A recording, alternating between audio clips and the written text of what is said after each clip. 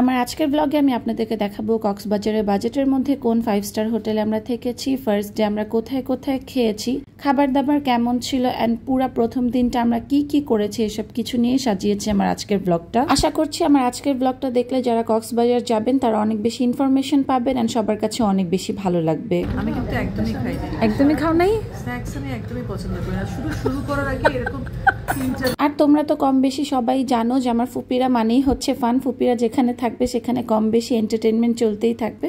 So আমরা ocean প্যারাডাইজে check in করে ফেললাম। চেক ইন বলতে কি আমরা সকালে 10টা বাজে নেমেছিলাম। সো এখন চেক ইনের টাইম না, আমরা হচ্ছে লাগেজ টাগেজ সব কিছু রেখে তারপর হচ্ছে এখন নাস্তা করতে চলে যাচ্ছি, ব্রেকফাস্ট করতে। আমি, সামাইরা, মানহা, আম্মু, জাওয়াত ভাইয়া আমরা একটা অটোতে বসেছিলাম আর বাকি আরেকটা অটোতে হচ্ছে বাকি সবাই ছিল। সো ব্রেকফাস্ট করতে যাচ্ছিলাম আমরা শালিকে। কক্সবাজারের one of the best restaurant হচ্ছে গিয়ে শালিক, এটা কম বেশি সবাই জানো। গতবার যখন আমরা এসেছিলাম তখন আমরা নেমেই শালিকে ব্রেকফাস্ট করেছিলাম। শালিকের খাবার সত্যি কথা বলতে অনেক মজা।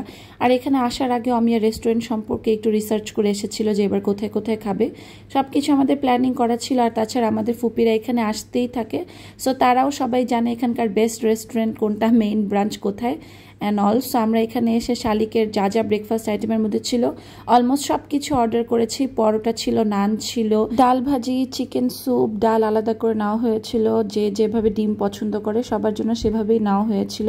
আসলে সকাল সকাল নেমে এত বেশি টায়ার্ড ছিলাম সারা রাত জার্নি করে, সো আমাদের সবার শরীরটাও একটু খারাপ লাগছিল। তো তাড়াতাড়ি করে ব্রেকফাস্ট করে আমরা ফার্স্টে চিন্তা করেছিলাম যে আমরা বিচের দিকে যাব।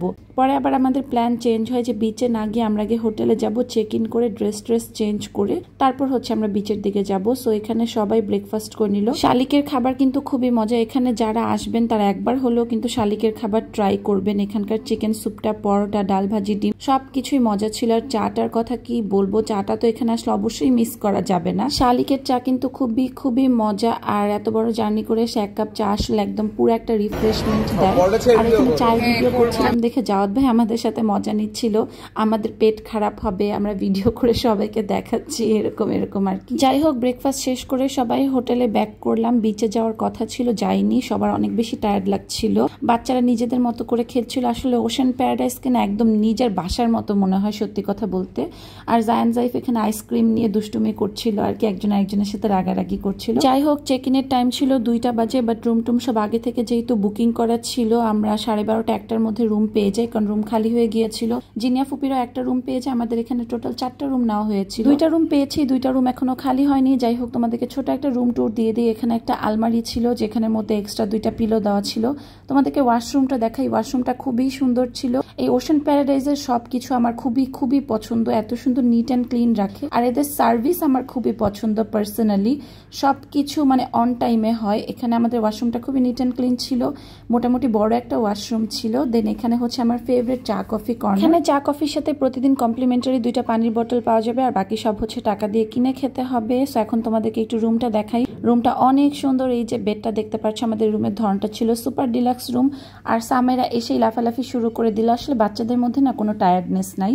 এখানে ছোট একটা মিরর দেওয়া ছিল মেকআপ টেকআপ করার জন্য। এখন তোমাদেরকে ব্যালকনিটা দেখাই। আমাদের রুম টাইপটা ছিল C view room type. C view ছাড়া আসলে কক্সবাজারে এসে কোনো মজা নাই, কারণ বারান্দায় এসে যদি আমরা সমুদ্রই না দেখতে পাই তাহলে আসলে মজা লাগবে না। সো যাই হোক, আমি এখানে সামেরাকে বলছিলাম বারান্দার এখান দিয়ে উকি দিতে না, কারণ আমার কেমন জানি হাইট ফোবিয়া আছে। বাচ্চারা বারান্দায় আসলে আমার একটু ভয় লাগে। এই যে তোমাদের সবার জন্য আমাদের রুমটার দূরের থেকে একটা ভিউ দিয়ে দিলাম। অনেক বড় একটা রুম ছিল, খুবই সুন্দর। তারপর অমিয়া, সামেরা, মানহা জিনিয়া ফুপিদের রুমে যাচ্ছিল। জিনিয়া ফুপির রুমটা কি টাইপ ছিল আমার টাইপটা সঠিক মনে নাই, বাট জিনিয়া ফুপির রুমটা আমাদের থেকে বড় ছিল। ফুপির রুমটা মেবি ডাবল ডিলাক্স রুম ছিল। যাই হোক, রুমের ভিউটা একটু পরে দিচ্ছি। এখানে সামেরা আর মানহাকে দেখো, মাশাল্লাহ মাশাল্লাহ কি কিউট লাগছে দুজনকে, তাই না?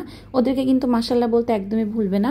যাই হোক, এই যে জিনিয়া ফুপির রুমের ভিউটা, ফার্স্ট একটা রুম নিয়েছিল, এরপর ওটা চেঞ্জ করে হচ্ছে আরেকটা রুমে শিফট করে। এই যে রুমের ভিউটা তোমাদেরকে একটু দেখাই। রুমটা কিন্তু অনেক বড় ছিল, ওয়াশরুমটাও অনেক সুন্দর ছিল, ওয়াশরুমটাও অনেক বড় আর অনেক নিট অ্যান্ড ক্লিন ছিল। আমার কাছে সব থেকে বেশি যেটা ম্যাটার করে সেটা হচ্ছে ক্লিনলিনেসটা। আর জিনিয়া ফুপির রুমের ভিউটাও কিন্তু সি ভিউ রুম ছিল, কারণ কক্সবাজার আসলে আমার কাছে মনে হয় সি ভিউ রুমটা বেশি ম্যাটার করে। জিনিয়া ফুপি আর সোনিয়া ফুপির রুমটা একেবারেই পাশাপাশি ছিল, নেইবারদের মতো। যাই হোক, আমরা এখন পুলে নামার জন্য রেডি হয়ে গেলাম। সবাই একটু রেস্ট নিয়ে 3টা 3:30টার দিকে আমরা পুলে নেমেছিলাম। আসলে এত বড় জার্নি করে এসেছি, আরো আগেই নামতে চাচ্ছিলাম, বাট সবাই টায়ার্ড ছিল। সো রুমের কার্ডটা নিয়ে নিলাম। আমরা এবার ছিলাম 408-এ। যাওয়ার আগে কিন্তু আমরা আরেকটা রুম চেঞ্জ করেছিলাম। যাই হোক, ওইটা আমাদের পরের ব্লগে তোমরা দেখতে পারবে। ওশান প্যারাডাইজের পুলটা আমার খুবই বেশি পছন্দ পার্সোনালি, ইভেন অমিয়ারও। সামাইরার তো হচ্ছে আসছে ধরে একটা কথাই যে পুলে যাব তাড়াতাড়ি চলো, বাচ্চারা এখানে আসছে এই পুলের জন্য, বিকজ বিচে অনেক বেশি কালো হয়ে যায়। যদিও বিচে আমরা যাব, এমন না যে যাব না, বাট আজকে আর বিচে যাওয়া হচ্ছে না। যদি রাতে আমরা টাইম পাই তাহলে যাব।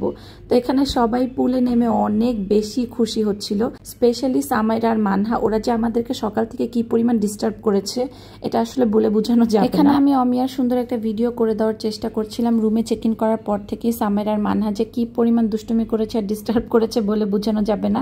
আপু পুলে চলো, না হলে বিচে চলো এখনই। আসলে বাচ্চারা এখানে রেস্ট করতে আসেনি, কোথাও ট্যুরে গেলে এমনি তো আমরা রেস্ট করতে তেমন একটা পছন্দ করি না, কারণ আমরা বাসায় তো সারা বছর রেস্টই করি। ট্যুরে গেলে আমার ঘুমাতেও ভালো লাগে না। ওই টাইমটা আমি এনজয় করতে পছন্দ করি, যেখানে যাই ছবি তুলবো, ভিডিও করব, ওই মোমেন্টগুলো এনজয় করব। এরকমই তো হওয়া উচিত ট্যুরের টাইমটা, তাই না? আমরা 5-10 মিনিট আগে নেমেছিলাম পুলে, এর মধ্যে ফুপিরাও সবাই চলে আসলো। পুলের টাইমটা আমরা সবাই মিলে তখন অনেক অনেক বেশি এনজয় করেছিলাম।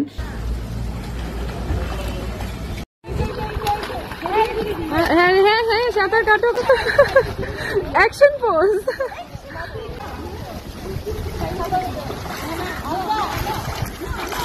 ও সেই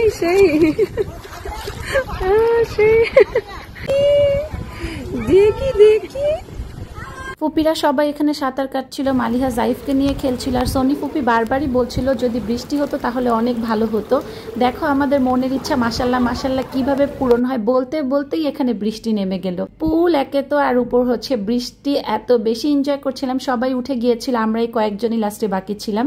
সো বৃষ্টিতে আমরা আরও 10 মিনিটসের মতো এখানে শাওয়ার নিয়ে নিলাম। তারপর সবাই মিলে ফ্রেশ হয়ে 1 আওয়ারের মতো লেগেছিল। এরপর সবাই হচ্ছে ওশান প্যারাডাইজের যে রেস্টুরেন্টটা ছিল ওখানে চলে আসছি একটু স্ন্যাক্স খাওয়ার জন্য, কারণ সকালে এত ভারী ব্রেকফাস্ট করা হয়েছিল, এই জন্য সবার পেট একদম ফুল ছিল, তাই কেউ লাঞ্চের প্ল্যান প্রোগ্রাম আর করিনি। তো ওখান থেকে সবকিছু অর্ডার করে আমরা সবাই টেরেসে চলে আসি। ওশান প্যারাডাইজের টেরেসটা কিন্তু অনেক সুন্দর, এখানে এত সুন্দর একটা ওয়েদার ছিল, আমরা সবাই ভাবছিলাম যে কয়েকটা পিকচার তুলে নিই। তো আমি, জিনিয়া ফুপি, সামাইরা, অমিয়া, ফুপির ননদ, আমরা এই কয়েকজনই ছাদে এসেছিলাম, এখানে কয়েকটা ভিডিও করে নিলাম। যদিও অত বেশি ভিডিও ছবি তুলতে পারিনি, কয়েকটা জাস্ট পিকচার তুলে নিলাম। আর কক্সবাজারে এসে আমরা গতবারও রেইনবো দেখেছিলাম, এইবারও রেইনবো দেখেছি, একটু পরেই তোমাদেরকে রেইনবোটা দেখাচ্ছি। এখন আমরা নিচে চলে যাব, এর মধ্যেই রেইনবোটা দেখতে পেলাম। মাশাল্লাহ এত সুন্দর লাগছিল। কক্সবাজারের আকাশে কিন্তু প্রায় রেইনবো দেখা যায়, আমরা গতবার যখন আসছিলাম তখনও দেখেছিলাম। তো এখানে এই তো স্ন্যাক্স চলে আসছে সবার জন্য, স্যুপ, অন্থন, ফ্রেঞ্চ ফ্রাই, বাচ্চাদের জন্য হচ্ছে গিয়ে পাস্তা, চাউমিন, এগুলো অর্ডার করা হয়েছিল, স্যান্ডউইচ ছিল। আজকের এই স্ন্যাক্স পার্টিটা কিন্তু ছিল সোনিয়া ফুপি আর জিনিয়া ফুপির পক্ষ থেকে, so thanks to them. So আমরা সবাই এখন এখানে খাওয়া দাওয়া করে নিব।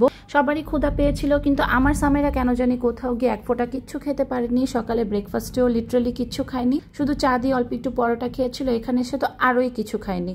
তা আমার আর রমিয়ার ওকে নিয়ে একটু টেনশনও হচ্ছিল। খাচ্ছিলাম ঘুরছিলাম ঠিকই, কিন্তু অসুস্থ বাচ্চাকে নিয়ে আসছি, বাচ্চা যদি আবার জ্বর টর উঠে যায় তাহলে কি করব, ট্যুরে আসছি। আমরা ওকে বুঝাচ্ছিলাম যে একটু খাও। সামেরার মানহার জন্য এই হোয়াইট সস পাস্তাটা নেওয়া হয়েছিল, আর তানি ফুপি বলছিল এটার একটা ভিডিও করো। খাওয়া দাওয়া শেষ, এখন সবকিছু খালি।